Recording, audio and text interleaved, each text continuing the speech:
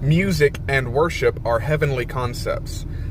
We did not create them, so we don't get to define them.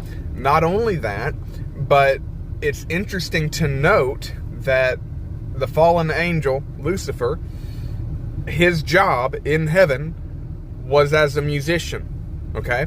So we see that much in Ezekiel 28, where the scripture says in verse 13, thou hast been in the garden of God, every precious stone was thy covering, and describes all of that, okay? The workmanship, which that word workmanship means business or occupation, the workmanship of thy tabrets and of thy pipes was prepared in thee the day that thou was created.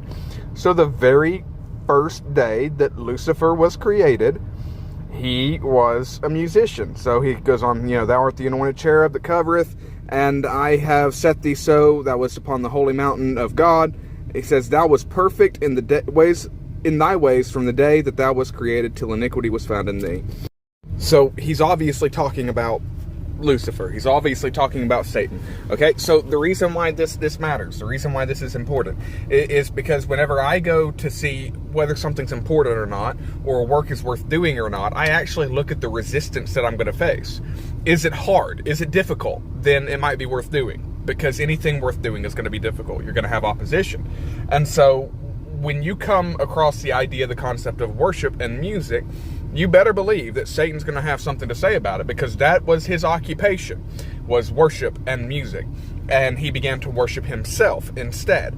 So that was one of the key things that drove me into this study. And I am absolutely horrible at marketing, but all of this is documented in a book that I have written that I've not promoted. I copywrote it, like 2.5 years ago. But anyway, the very first chapter deals with the subtlety of Satan. It deals with how he works and why he seeks to corrupt music. So there's your passage on Ezekiel 28, okay? And so we draw some conclusions on that, okay? So, and we also see instrumentation being in Revelation 4 and 5, and we go from there and we move on to other things. And anyway, so the due order, God gets to define worship. It can be found at reconciledchristianministries.com, or you can just subscribe, and I'm going to give the information away for free.